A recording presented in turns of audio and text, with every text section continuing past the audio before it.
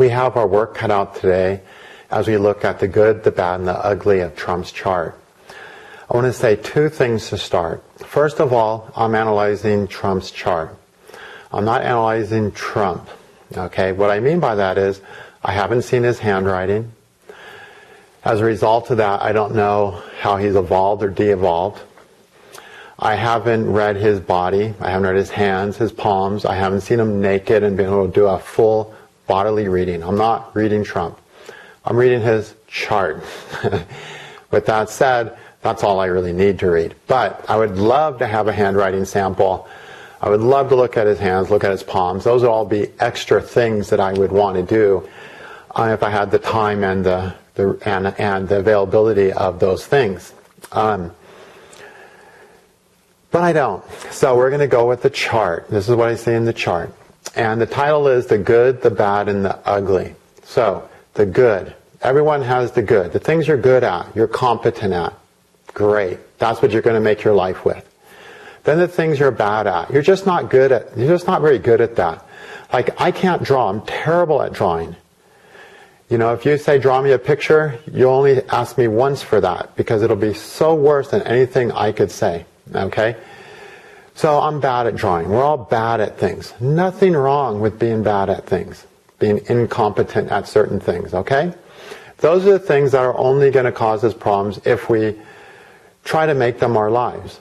But a smart person makes what they can do, what works for them, their lives. Alright?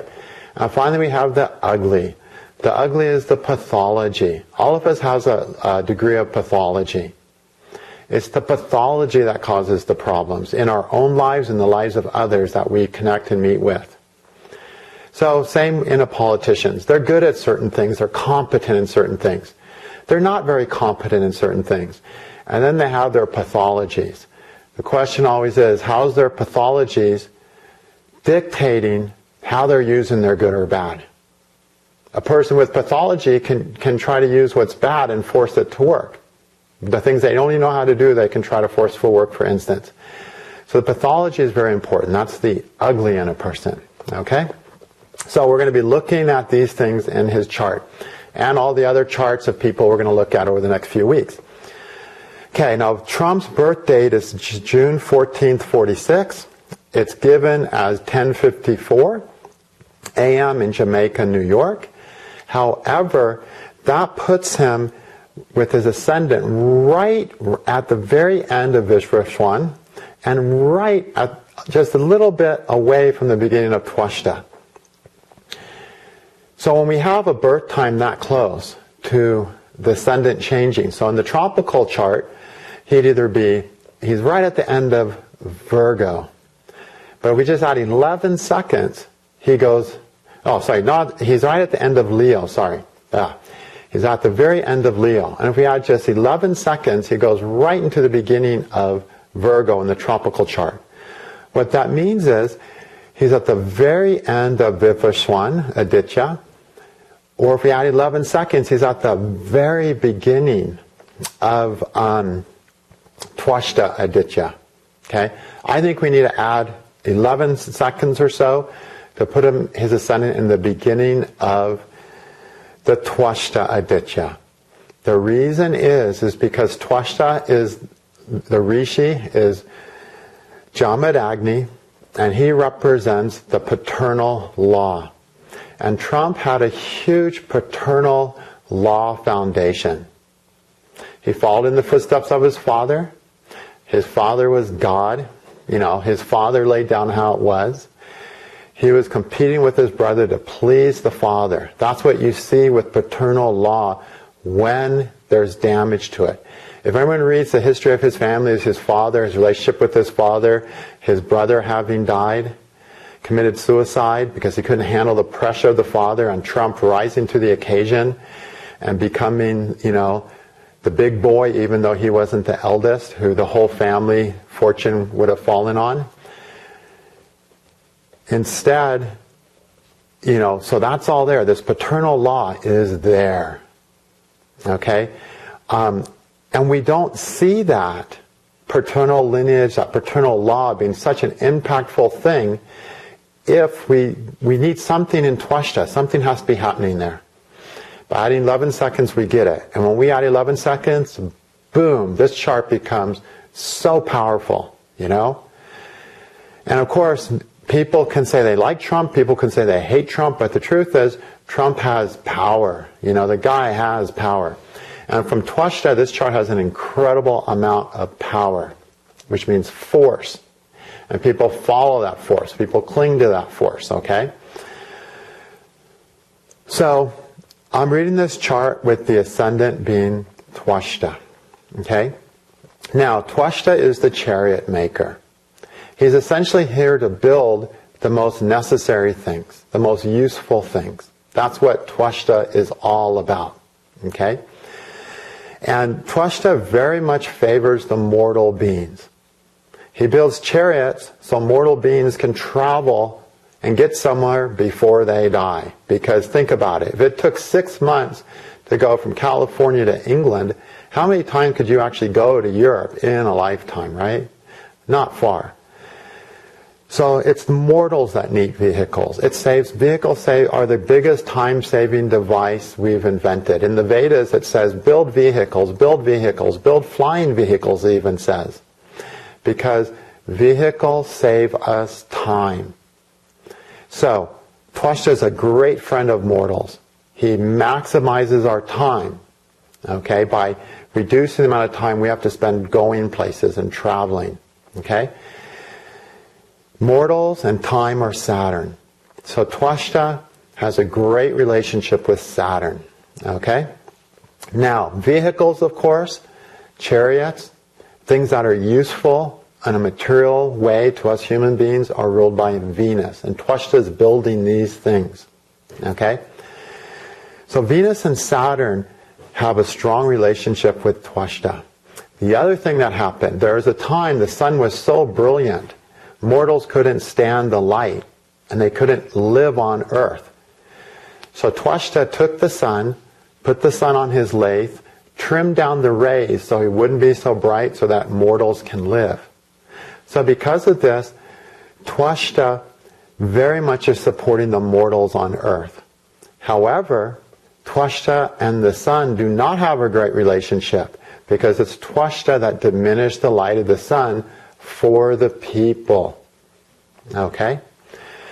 Now, in this chart, we have a Twashta ascendant, and we have Saturn, who's connected to that, and Venus, who's connected to that in conjunction.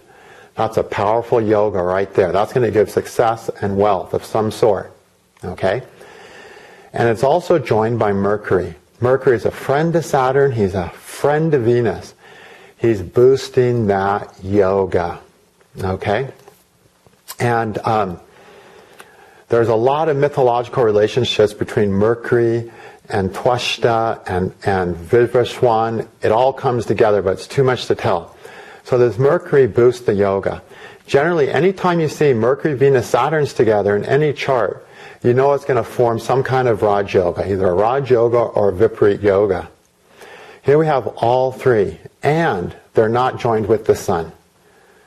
So they have more force than if they were joined with the sun, actually. So this is the yoga that has given Trump all of his success, basically. And this yoga of Saturn, Venus, and Mercury falls in Indra. Indra is the king of the Devas. You know, the king of the, angelic or Deva forces. Okay?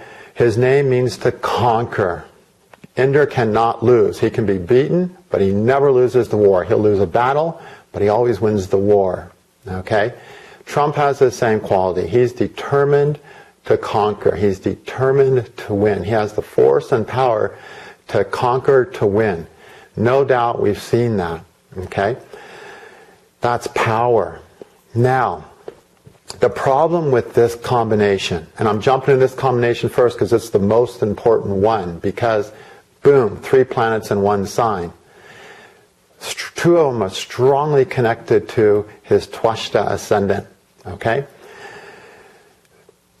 There's some problems here.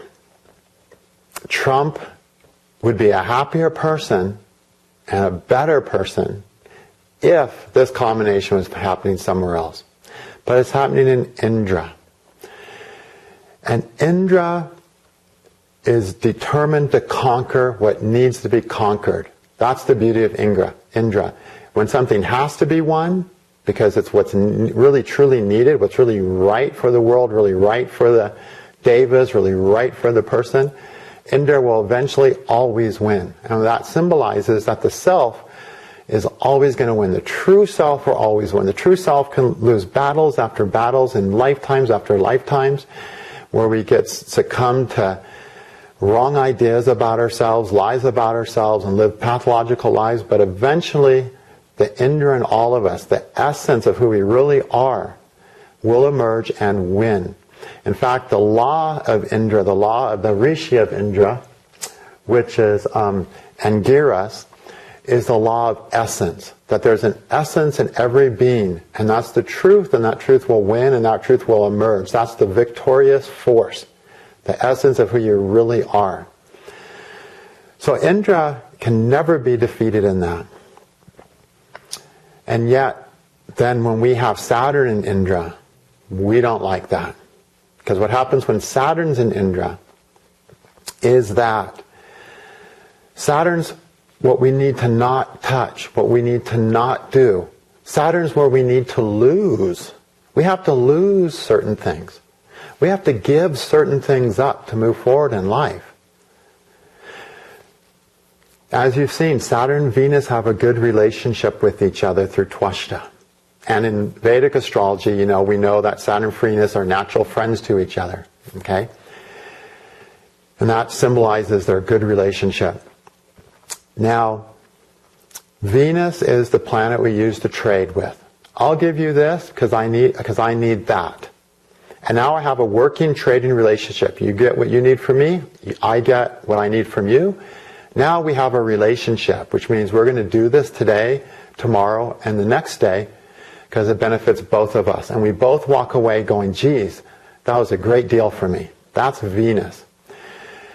To do that, we have to be concerned with mortals. We have to care about the other people, or the other end of the stick, whether it's an animal or a person, and realize they have needs, those needs need to get met. When they're met, the person's going to meet our needs, or the country is going to meet our needs, whatever we're dealing with. Because really a country is nothing but a bunch of people living in, a bordered place. Okay, so to do that, we have to give something up. Okay? To maintain that nice Venetian relationship, we have to give something up. That's why Saturn's exalted in Libra, right? Because that's what you lose in the trade. But you get what you need more, so the loss is worthwhile. That's Saturn in Libra. Okay? It's the part we give up to make the deal. So it's important when we negotiate, when we make deals, to recognize we have to give something up. Saturn in Indra does not want to lose. Indra does not want to give anything up. It does not want to lose. It sees life as victory, Indra, or loss, Saturn. It wants to prevent the loss and get the victory. But that's not how life really is. Okay? Life is not about winning and losing, a victor and a victor and a loser. It's not about that. Life is about cooperation, moving forward with people, supporting others so they're there to support us. Okay? Saturn there struggles with, I have to give something up. I have to lose something. It does not want to lose. This Saturn does not want to lose. Now, fortunately, we have Mercury and Venus, which both help Saturn. And they're saying to Saturn, okay, it's okay to give this up. Venus with Saturn says to Saturn, yes, give this up. It's worth it. Good. So that helps. Mercury also tells Saturn, we'll get ahead, so give this up. So both those planets are helping Saturn. So there's an element of pathology to Saturn that it doesn't want to lose, it doesn't want to give things up. But then Mercury and Venus kind of come to the rescue and say, hey, Saturn, let this go. Or, hey, Indra, let Saturn go. Let this thing that you really don't need go so you can get what you really need. Okay, so Trump is going to manage to succeed in that aspect. Okay? Because we have two planets helping Saturn, even though Saturn is not happy in Indra itself. And you'll remember in the election chart, Saturn and Venus and Rahu were together in Datta. Okay? The bearer, the supporter. Who's the bearer? Who's the supporter? The president, right? He's the biggest bearer of responsibility during that inauguration. And so we saw Saturn was not doing great there, but it was with Venus, and Venus always helps Saturn. So Saturn was not the worst planet in that chart. Remember I said Venus was the worst planet in that chart. In that, that inauguration chart. Now in Trump's chart, for $5 million, what's the worst planet in Trump's chart? Right? Trump will give it to you if you can guess. It is Venus. Of course, what other planet could it be, right? Trump's worst planet is Venus. Okay? The reason is, first of all, Venus does not do well in Indra. Indra is the sun when it's at its brightest. Okay? And the next Aditya is Vivaswan. It's the next Aditya where we have Mars. And Vivaswan is the sun who had his rays trimmed down so that mortals could live. Vivaswan was the son of Manu, which was the progenitor of all mankind, who wrote the laws for how humans should live, how humans work. If they follow these laws, life will work. If they don't, they're going to have trouble. That was done by Vivaswan. And so Indra is the sun full of his rays, not even aware that he's burning mortals, right? And Vivaswan gets told, hey, you're too bright. And Vivaswan's like, okay, let's trim me down. So at Vivaswan, the sun's light starts getting diminished to where mortals can live in it. But at Indra, it doesn't work that way. And it's Twashta, the chariot maker, the Aditya that rules paternal law, and chariots, vehicles, and the paternal lineage is ruled by Venus too. Therefore, do not like being in Indra, because Indra does not want that. Okay? It doesn't want its rays to be trimmed, which means it wants it to be its way. It has to be the way I do it in my kingdom, and no, you don't get to reduce my rays and tell me it needs to be done otherwise, just so that everyone else can benefit from it. So this is not a win-win Venus. Okay, this is a Venus that wants it its way. It's also starved by Saturn. So Saturn starving Venus, Saturn's a friend to Venus. But any planet that Saturn joins gets starved. Even its friends. That's the problem with Saturn. Through aspecting Venus, good thing. Saturn with Venus, bad thing. Okay? This essentially shows that Saturn's going to Venus saying, because Saturn's what we don't do. What we shouldn't do is Saturn. Okay? Saturn with Venus is saying, wait, don't do this thing you should do. Don't make this a win-win situation, which is Venus. Don't make this a situation that everyone will be happy and therefore want to have a long-term working relationship with you. Saturn's saying no to Venus. And Indra's saying, I don't want that either. Indra's saying, my way is the way it's done, because I'm the friggin' conqueror, I'm the powerful person, I'm the king, and I am not ready to have my rays diminished. Okay? And so we have two really negative forces on this Venus. Now, there's one good force, Mercury. Mercury always helps Venus. Mercury guides Venus and says, is this working? And Venus is like, maybe not. And Mercury says, well, how about we try it this way? That helps in negotiations, that helps in diplomacy, that helps us make deals and take care of people, so it's a win-win situation. So there's a little bit of that there. But we have two disruptive factors on Venus compared to one good. So Venus is 2/3 bad, 1/3 good, not good enough. Okay? It's not good enough, especially because Venus has bad Digbala.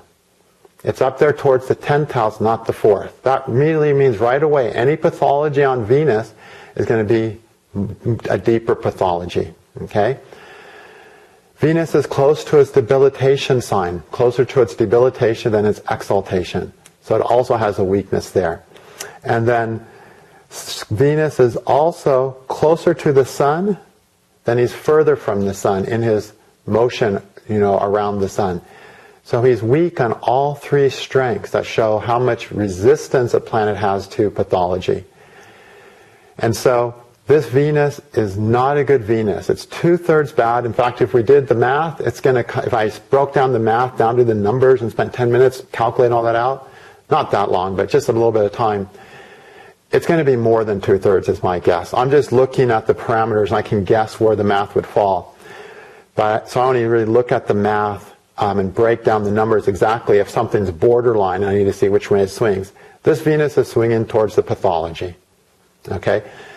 This is a Venus that needs to prove itself, that needs dominion, that needs to have power to feel right about itself, instead of you having power to simply benefit the world.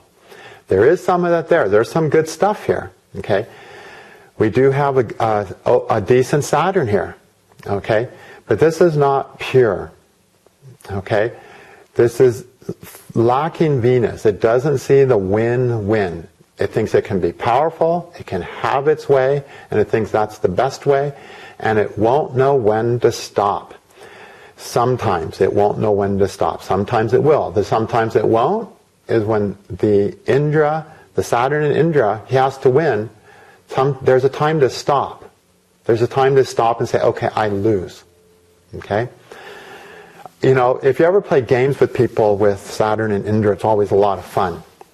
If there's a point in the game where they're going to lose and there's nothing they can do about it, they're going to keep trying to play. Instead of just saying, it's all over, there's no way I can win. Let's start a new game. If they would just say, let's start a new game, maybe I can win. Saturn and Indra doesn't want to do that. It wants to sit there and not quit and make sure it's going to win somehow. It needs to win on a pathological level because it's trying to prove itself to some authority figure. In this case, who's that authority figure? Venus, the Father. And when we try to prove ourselves, we're in a state of pathology. We lose sight of what should be the true goal. Okay? So I don't like this Venus. 90% of what people are going to complain about and where Trump is going to make mistakes is in not negotiating win-win situations and thinking he has the power to make the world the way he wants his kingdom to be without realizing he needs everyone else on the planet on his side to do it. That's what this Venus isn't going to let him grasp. He needs win-win situations, not I'm going to get my way and everything's going to work out the way I want and then I'll deal with other things maybe. No, that will not work. Okay? In old Europe, medieval Europe and Renaissance Europe, within a kingdom there was always these forces of power. There was the power of the church. There was the power of other rich and wealthy influencing people. And the king had to negotiate and work with all these powerful forces in order to bring about what he wanted to rule. And if he did, and eventually these powerful forces would override him. So just back then, a good king was one who could negotiate win-win situations with anyone else who had a force or a power.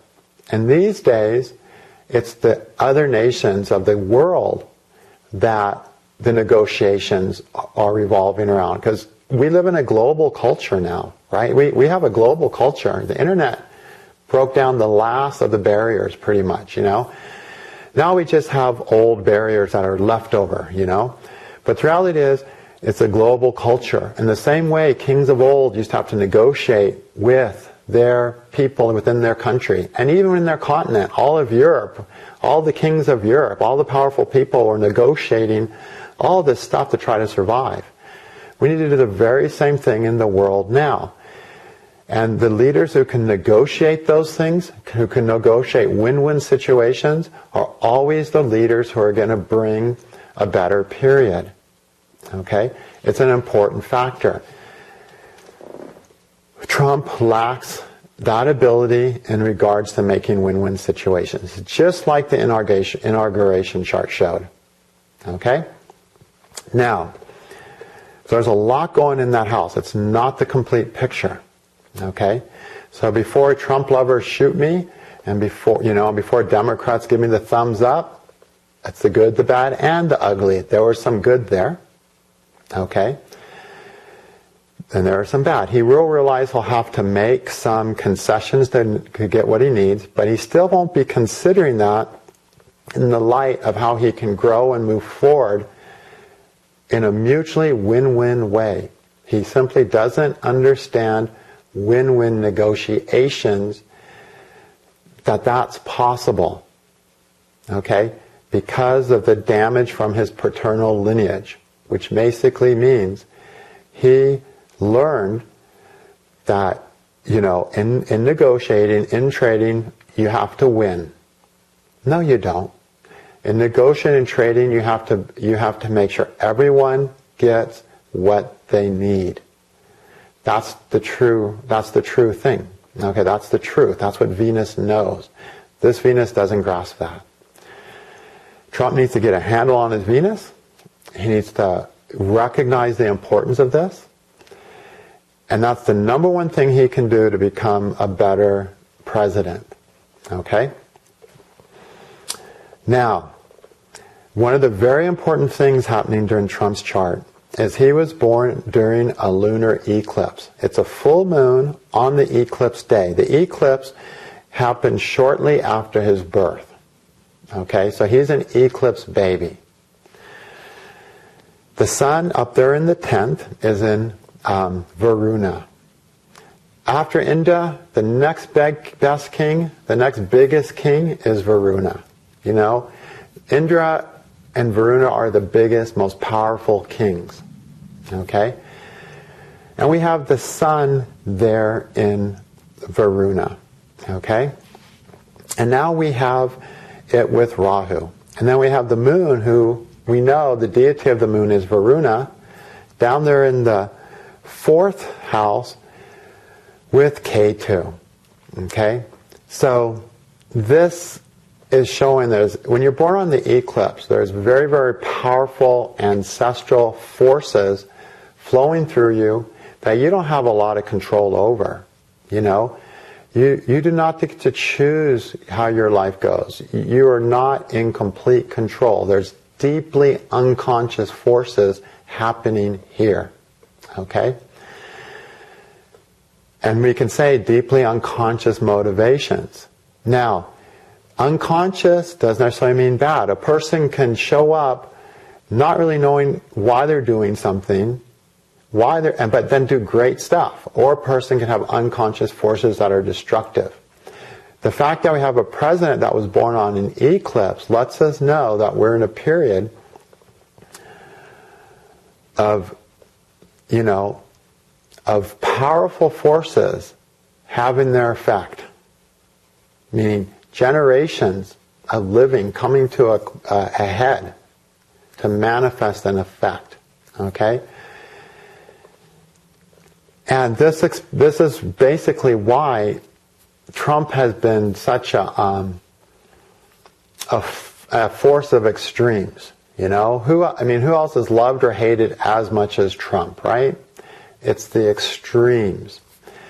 That's because of this force of the eclipse on his chart. Okay? Now, how is that going to manifest? All right, sun in Veruna is a wonderful place for the sun to be. Okay?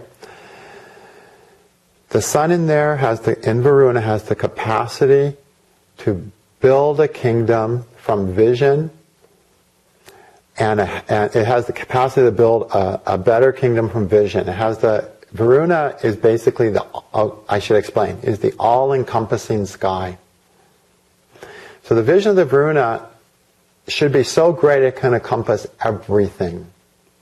Okay? Now, what force can which force can encompass, oh gosh, I'm messing that word up. Which force can encompass everything? It's the force of love. All the Adityas have a force of love. Indra is the love of self, but it's the true self. And if you read the myths of Indra, oh, he loves himself, this guy, you know. However, he's okay with losing if the person who defeated him defeats him honorably. But when you drop Saturn in Indra, a person is not okay with losing no matter what. Okay? But Indra himself, even though he's the love of self, he's okay with losing. He can still love himself when he loses. But when you get a troubled Venus in Indra, or Saturn that someone's troubled, the person cannot love themselves if they lose. And that's a pathology. However, the Sun loves being in Veruna because it gives that capacity for growing an all-encompassing broad love. So, believe it or not, Trump has this capacity to grow in a love that can encompass more and more and more. It's a very positive thing. It's with Rahu. Where Rahu is, we get a delayed start, right? He's supposed to be developing a greater all-encompassing love. That's his evolutionary path. But this is very hard for him to do because the moon, who's also Veruna, is sitting down there with Ketu. Okay? So there's a lot of Veruna force stuck in the Ketu house. Stuck in Bagya. Okay? So Bagya is the Aditya where the moon is. Now, this Aditya means the dispenser. He's a Aditya that doles out your share, this is what you get, this is your share, this is your share, this is your share. Okay? And it's meant to be done from a consciousness of abundance. Meaning, when the dispersion is done correctly, without pathology, every being has what it needs. Sure, one person has more than the other. That's because they need more. The person with 10 kids needs more money than the person with no kids. So they should have more money, you know? In this world, the people with more kids tend to have way less money than the billionaire kid who has no kids, right? But the goal of Bagya is to disperse properly. That's what it's all about. Dispersing all the resources of Earth. You know how Trump is so much into resources, he wants to use the resources, he doesn't want to waste the resources in other countries, da-da-da-da. That's all Bagya. It's all about the dispersion of what's important. Okay?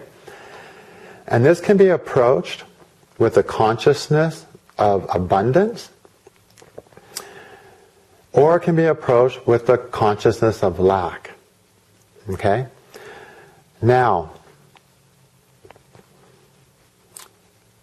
the law of this Aditya is this Rishi.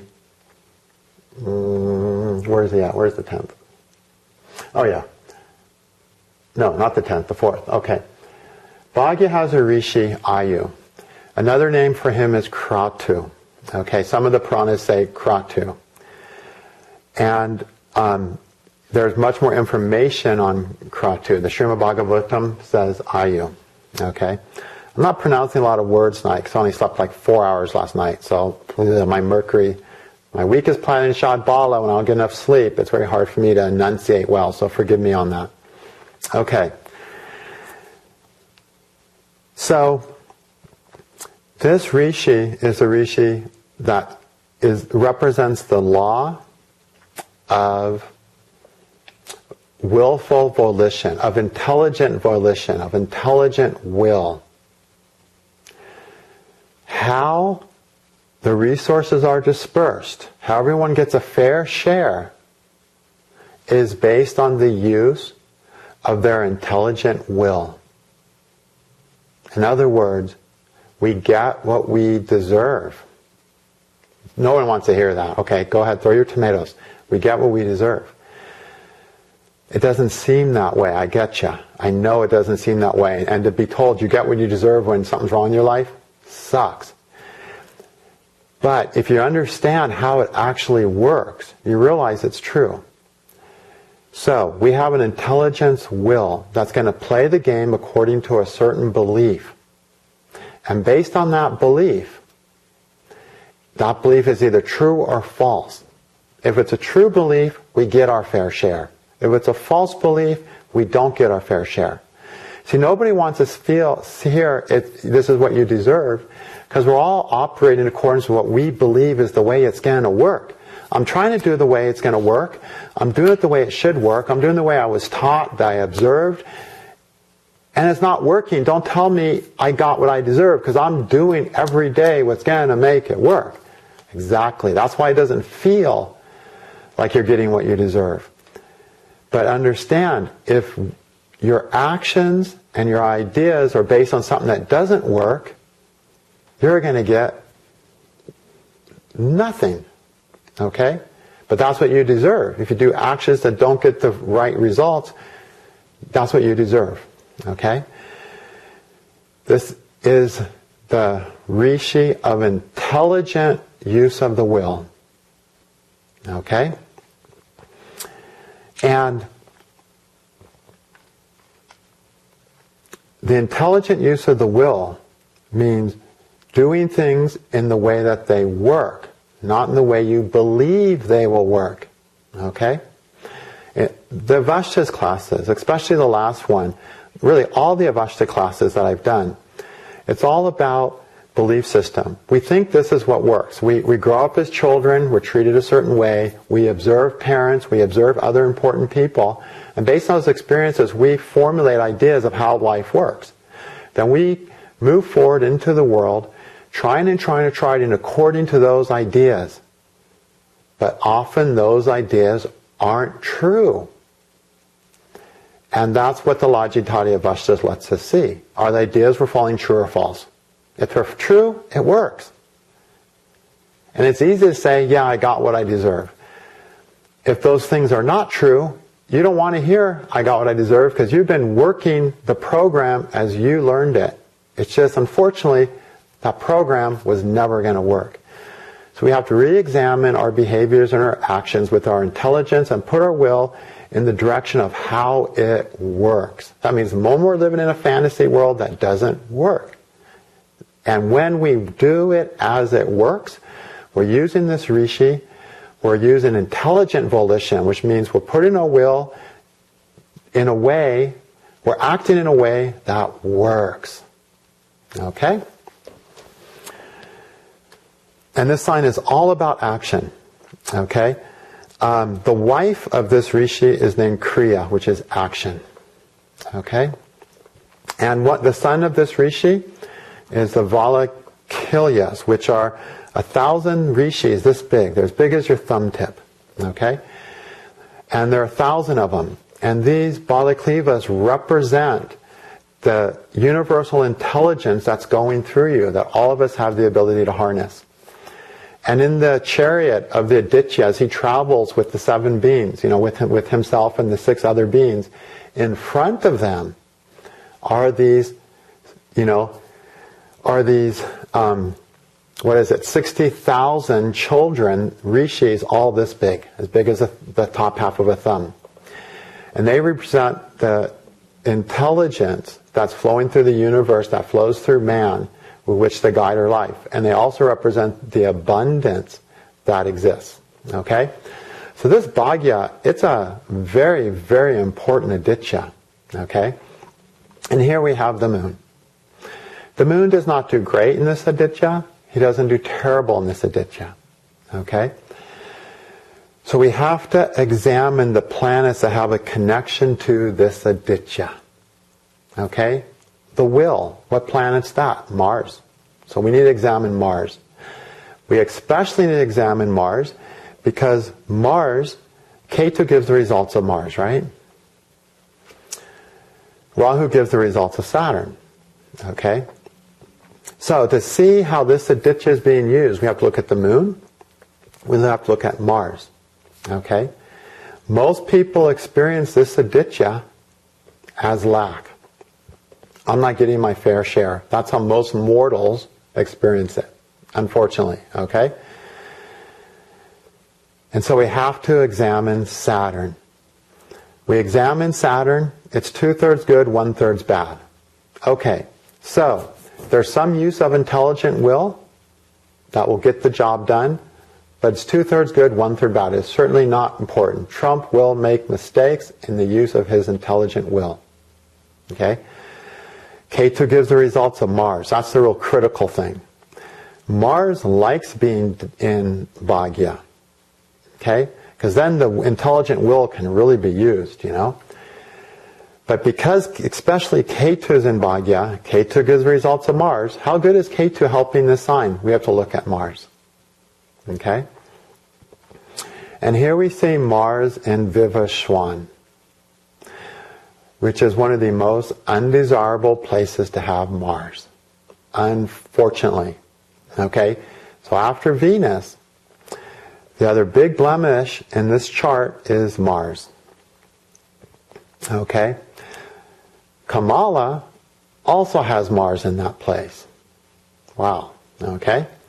So even if she'd been elected, we would have been stuck with a Mars and Vivaswan president. Okay, so what's the problem here? Vivaswan is one of the most important forms of the sun. Many myths, when they talk about the sun, they're calling Vivaswan. In fact, most of the stories about the sun are about the sun as Vivaswan. Okay? Vivaswan means the brilliant. Okay? As I've mentioned, Vivaswan is the sun that gets his rays turned down so we can look at it without dying. So before that, the sun was not brilliant, where you can see brilliance. It was infernal. Inferno. It would just toast you. You don't get to see what toasts you. It just burns your eyes out. Vivaswan is the brilliant sun that we can encompass and see and benefit from. Okay, directly benefit from as humans. And this Aditya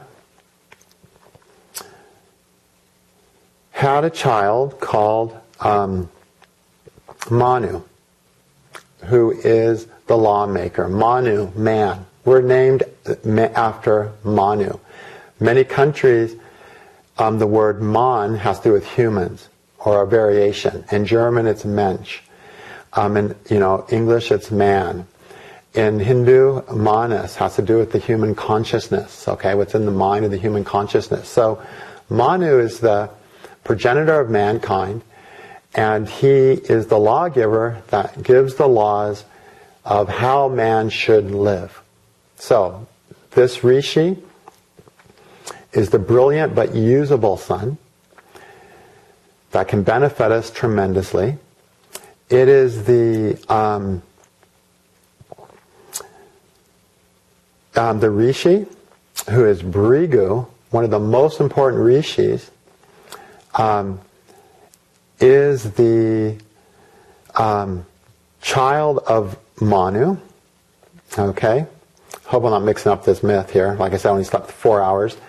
So, Brigu's related. Brigu is the first astrologer, first of all. He's the first one to teach astrology. Okay? And he's considered one of the best astrologers. Brigu is also a name for Venus. Okay? And Brigu is the one that gave that is the one that directly gave or authored part of the Manu Samhita. So he's responsible for the creation of the laws of man. Okay? So the point I'm making is this sign has to do with the laws of man. This Aditya. Okay? Now, unfortunately, there's the laws of man. There's the most basic law of man. What are the laws of men? The laws of men are that this is what creates a healthy human race. That's what the laws of man are all about. Okay? All laws of society should have at its basis, this is what creates a healthy human race. Okay? And the most fundamental law to that if broken, is responsible for creating all the pathologies on earth, is the law of a mother loving its child. The mother must love its child. Even a stepmother must love its child. If not, that child grows up with pathology. There's a great book I recommend to everyone. It's called Babies Need Mothers by Clancy McKenzie. Everyone should read it, okay? Especially if you have mother issues. But seriously, everyone should read it because it shows the importance of the mother in our lives in the first 3 years, okay? And any problems, any trauma revolving around that in the first 3 years scars us with pathology. All the pathologies we're dealing with have their root in those first 3 years. And then we have a reawakening of those later in life. So we might not remember it. We might say at 5, at 6, at 7. No, that's just a reawakening of that pathology that happened between the age of 0 and 3. So the law of mother is the most important law. That the mother must love a child, no matter what. Because if that law is not followed, the human race can't be healthy. The laws of Manu are, this is what makes the human race healthy. And the law of mother is the number one aspect of that. Okay? The most damaging thing is a child who doesn't have the mother's love. That damages the psyche more than anything. Okay? So, in the Manu Samhita, it talks about different types of marriage. Being raped is a marriage if you have a child. If you're doped out and someone comes and has sex with you and you have a child, that's considered a marriage according to Manu Samhita. And what that means is, even in those cases, the law is you love the child, because that's the unalterable law as far as keeping the human race healthy. If that law is not followed, people grow into things that can't fulfill other laws that work and keep the human race healthy. The Lajitadhyavastas actually represent the laws or the ways that astrology, that humans actually work. And the Bhadavastas are the laws and ways in which humans don't work. They are the laws of humanity through astrology. Bhrigu is the rishi of this Aditya, and he is the giver of the law. He represents the law of man. And astrology, the Lajitadhyavastas, show that. And let us see, am I following the law of man? Which means, am I living a life and do I carry beliefs? Am I acting upon beliefs that work towards the health of myself and those around me? Or am I following a law that's only going to hurt people and hurt myself and hurt the human race? That's the pathology. That's the bad Lajitadhyavastas. And of course, Bhrigu, the great astrologer, the greatest astrologer of all time, therefore represents this law. And it's revealed more clearly than anything else with the Lajitadhyavastas. And that most important critical law is the law of mother. If the mother is not present, if the mother is not emotionally available, the psyche of the child gets damaged, and in that trauma, it behaves unhealthily, hurts itself, hurts the human race. Okay? That's the ugly. When the law of mother is broken, the more it's broken, the more ugly is in the person. The more pathology is going to be there. Sadly, what happened here is that Manu had a son, Yama. And Yama ended up being raised by his stepmother. And his stepmother was indifferent to him. So Yama went to kick mom, but he didn't. He just pretended he was mad. He raised his foot like he was going to kick her, but he didn't. She got angry at him and cursed him to be lame. Okay, that's why this god Yama is lame. And he goes to his father and says, it wasn't right that she cursed me because she broke the law of not loving me. A mother should love her children as the first thing. And if she doesn't, the child cannot be responsible for anything he does. That's the law of mother, the most basic human law. And that was broken in this sign of Vivaswan, or in this Aditya. You notice how Datta, the bearer, the supporter, is up there in the 8th from this sign. The 8th house is the house of breaks. Okay? And Mars is the mother. So Mars in this Aditya, in Vivaswan, Vivaswan, is where the law of mother gets broken. So this means a person does not get the support they need from their mother, particularly from the age of 1, 2, 3, which is the age of Mars. Okay? As a result, the first law has been broken. And when you experience the first law being broken, other laws don't mean shit. They just don't matter. Like, you're not supposed to kick your mother. But since mother broke the first law, Yama can't be blamed for wanting to kick mom. Okay? So, when that first law is broken in a person's experience, it's very easy to break other laws. So, Mars and Vivaswan can break the laws. Now, sometimes that can create a groundbreaking personality. If there's a lot of good influences on Mars, the person's willing to break some conventions and find a deeper truth or a deeper law. Okay? But generally you're going to find that Mars in Vivaswan is hurt from a lack of motherly support, and they've suffered the first law broken in their life. As a result, the law is simply not important to them anymore.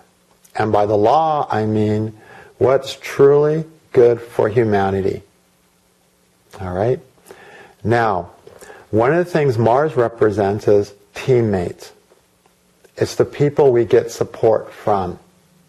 When we get support from our mother, see, at first mom, for the first year of life, the mother just holds you to her breast, and feeds you, because you can't do anything. Once you hit 1, you're mobile. You get your feet. Mars rules motion. You can get your feet. And now you're on your feet and you're running around, do all kinds of cool stuff. But you need the support of the mother. And it's very, very important that the mother supports the child and maintains physical contact with him as he learns to climb a tree, as he crawls into his crib, as he sits on the toilet all by himself. It's important mother is physically contacting the child to say, I'm here to support your efforts. Because think about it, when a kid's doing that stuff the first time, those are monumental effort for the kid. When a 2-year-old crawls into a crib himself, that's like Everest. That's like him climbing Everest.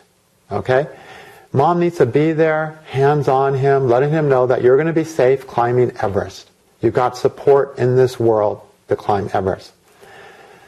But when that's not there, then what happens is the child grows up in a world where they don't have support, with the belief that I won't be supported, I won't be helped, I have to do everything myself.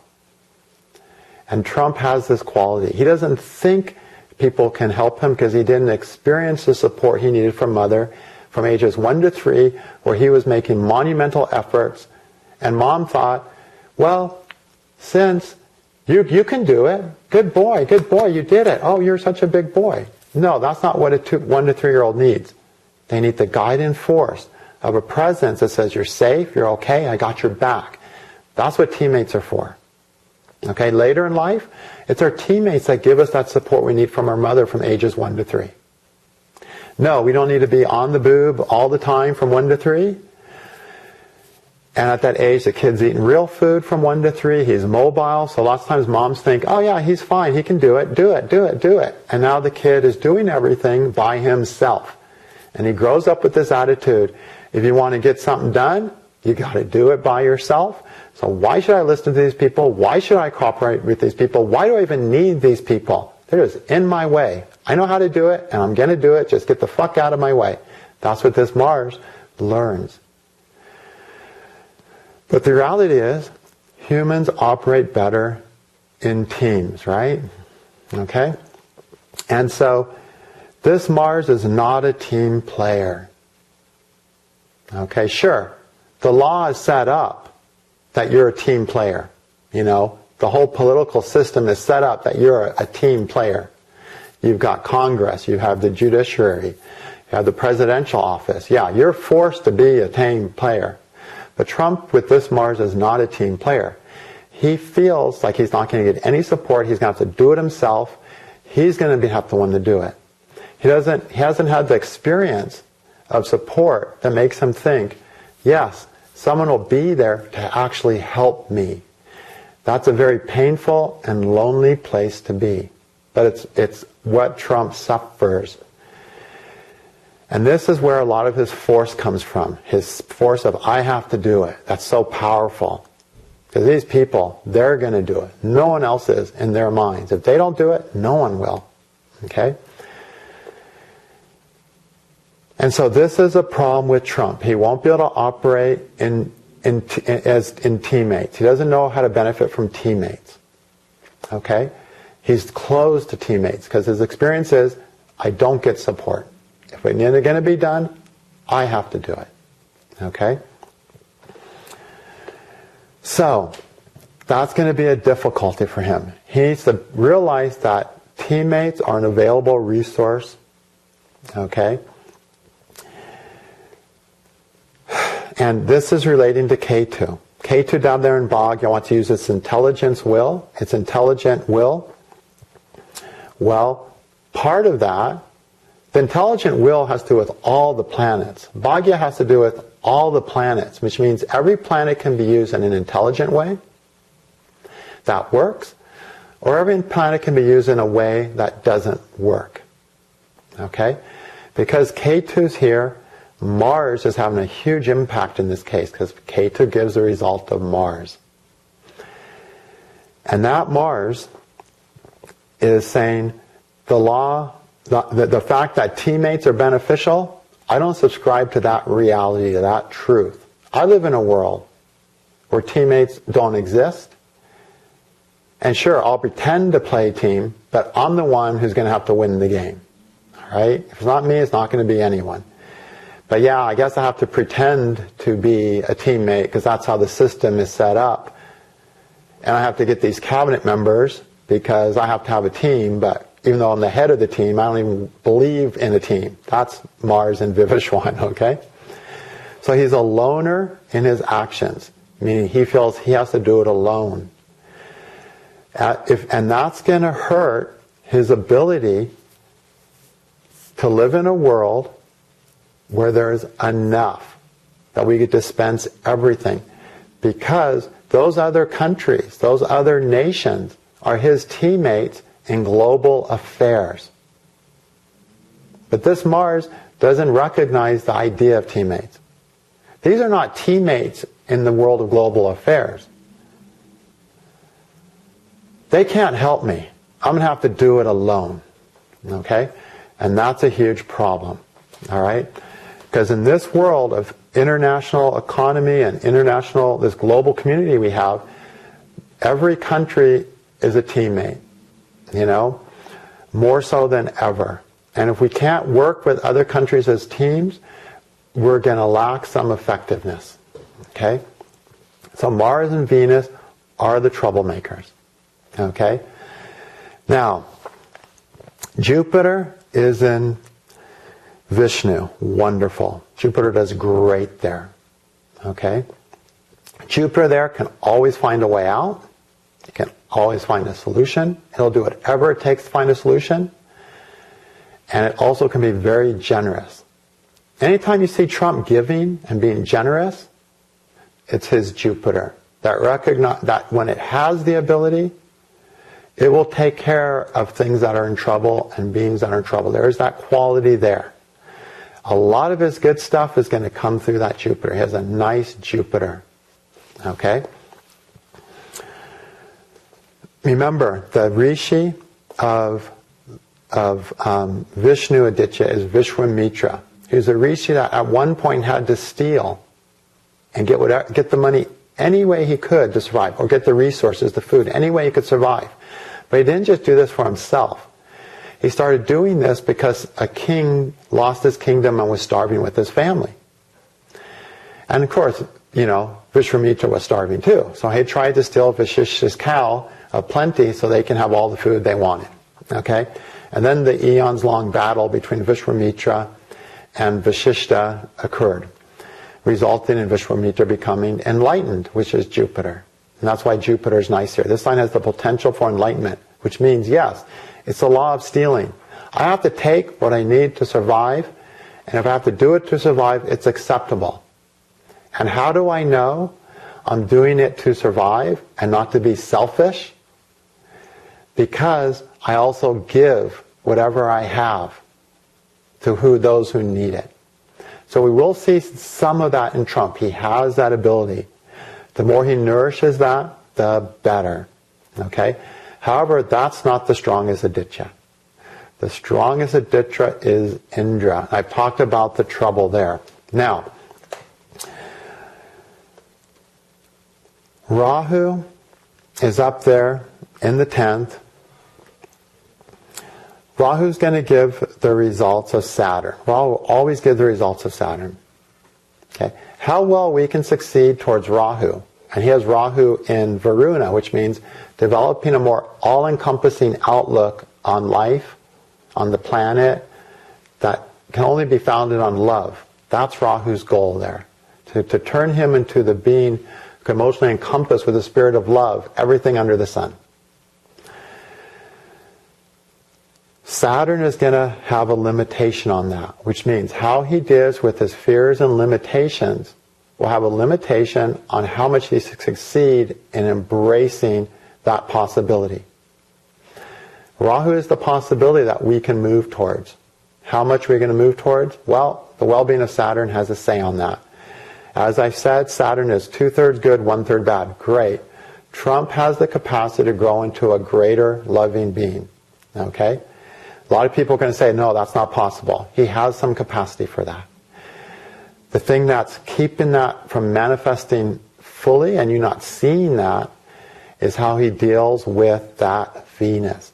That he doesn't understand the idea of win-win negotiations. Give something up to create a win-win. So it's better to sell something for less if it creates a permanent, long-term relationship with someone that you can benefit over and over and over again. That's why in business we have a basic idea. The customer is always right. That's a critical thing to follow in any business. The customer is always right. So, if somebody buys something and they decide they don't like it and it's a piece of shit and they should have spent that much money, you say, oh, how much do you think it's worth? And they pay $200 for it and they say $5, you say, no problem. I'll give you $195 if you want to keep it, or I'll give you a full refund. That customer may not be right, but the customer is always right. Because now that person's like, cool, I can do business here. I can tell my friends to do business there. Now, maybe you lost $195 right then, but that spirit of how you take care of your customer is going to bring you thousands of dollars of business over the lifetime of your business. That's how Venus works. Okay? Sometimes we have to take a loss to create relationships that are lasting and mutually beneficial. This Venus doesn't have that capacity. It just doesn't understand this idea that losing can be beneficial, that we have the most important thing in every transaction is long-term win-win situations. And that means you win less now, but you're going to win over a longer period of time. That's more important than winning a lot now and never having a chance to benefit from a force or person or country ever again. Okay? That's what you're seeing with Trump. Okay, that's the big problem. And then his inability to work with teammates. Okay, now, the support. In our childhood, Mars is our mother and it's our teammates. Okay, as we grow up. It's our associates, the people we're working with. That's Mars.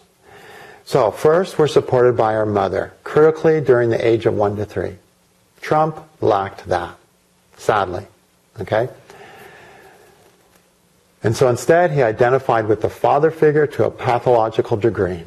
Okay? Then, but not wholly pathological. Saturn is better than its worth. It's that Venus, there's a need to prove his worth to his father with that troubled Venus and Indra. Okay? Venus is meant to be okay not being bright. Twashta isn't Aditya. He's the chariot maker, which is Venus. He's the one who chopped the rays off the sun, so the sun would be less bright, and that was beneficial. It gave the sun something to create and manifest for a long time. If the sun had maintained its brilliance, it would have fried the whole earth, and there'd be nothing here, So the sun enjoys watching life on earth because his rays have been diminished. In the same way, Venus is willing to take a little short end of the stick to make a trade that's long-term, even if it diminishes its luster, its power, its force. But Venus and Indra doesn't want to do that. And with Saturn there especially, it wants to prove itself to the paternal Venus figure. And so that's a problem with Trump, okay? So it's a mixed chart, but it is a powerful chart. With those 3 planets and Indra Aditya, it's powerful. Sun in the 10th, Moon in the 4th, during an eclipse in full, in full Digbala, that's power, This is a powerful, powerful person. There's some decent stuff here, but it shows similar problems as the inauguration chart. A problem with Venus and a problem with the bearer, the supporter, because that's where the Saturn-Venus-Rahu is in the inauguration chart. And the supporter is the mother, supports us as children, and after the age of 3, it's about developing relationships with people who become our teammates, and then they support us. We need to support when we're children from our mother, and we need support from teammates when we're adult. And if we don't get it from the mother, we don't believe it exists from the teammates. And that's a big problem because, to succeed in anything requires teammates. We can always do better.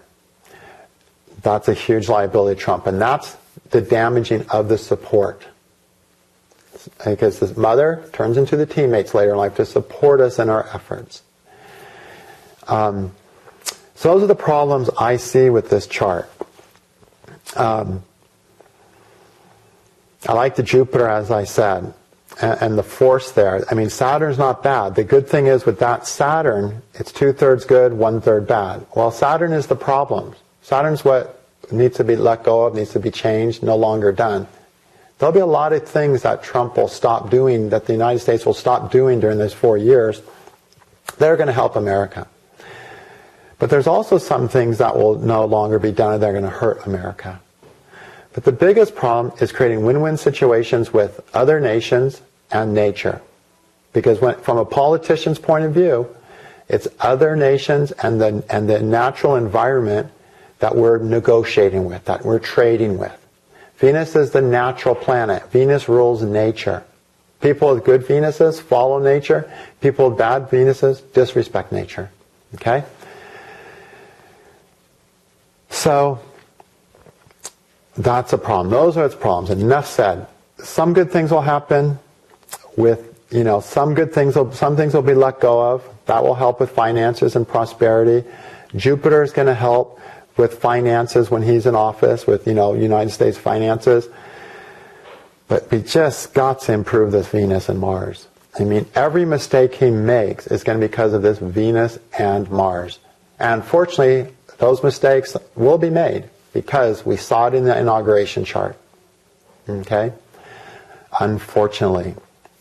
We had a better Mars in the inauguration chart, at least, than we do now. That's good. That means there's going to be some teammates there in this administration who are going to help correct Trump. In that chart, Mars was in Indra, you know, and that's teammates that help Indra win. Sometimes Indra needs a hand, and he knows it. He's happy to work with his other deities. So, as we study the cabinet members, we're going to try to figure out who's the cabinet members that are going to help Trump develop his Mars. Because according to the inauguration chart, there is somewhat of an effective teammate force. But we also saw Mercury in the inauguration chart was starving Mars. Again, Mars is your teammate. It's starved. But we saw a better Mars than a worse Mars, you'll remember. So we see a similar theme, but we see more help in the inauguration chart. So there's forces that Trump's Mars are not going to be able to resist, or he's going to have to be open to some teamwork. And I'm really curious as we look at the other cabinet members' charts, or maybe even other nations' charts, who's that teammate that's going to come in and help Trump's Mars and help Trump's Indra? Because neither of those is perfect. And remember, Vivaswan's purpose is to be useful to humanity. That's why it's the most worshipped Aditya of the sun. It's like, not most worshipped, but most of the myths, Veruna, Indra, and Mitra are the most mentioned in the Veda. Okay, but the most mythology has to do with Vivaswan. Because he's so useful to humanity. He's not the most powerful. His rays have been diminished. And Mitra is the bringer of the day. And Veruna and Indra, the force of the sun is very, very powerful. In Vivaswan, the force of the sun gets diminished, but to a more useful way, a way that's more useful to mankind. Just like you can't go out at high noon in the summer, it's no longer useful. But you go out in the evenings, at 3, 4 o'clock, it starts feeling good. That's the nature of Vivaswan. Okay? And Mars there, the inability to work with teammates, to gain the benefit of the support of teammates, the idea that teammates don't exist, I have to do it myself, is what will keep Trump from being useful to humanity as he could be. Because Vivaswan is about, am I useful to humanity or not? Okay? And this Mars is getting in the way of that. Okay? I'm glad this Mars is better in the inauguration chart. That's very, very important, because when you don't have a good Venus, your diplomacy sucks, you know? And when you have a bad Mars, and you have to do it all by yourself, the other people don't matter as much. They're just not as useful. And those two things together can set a person up for wars and fights and argumentation.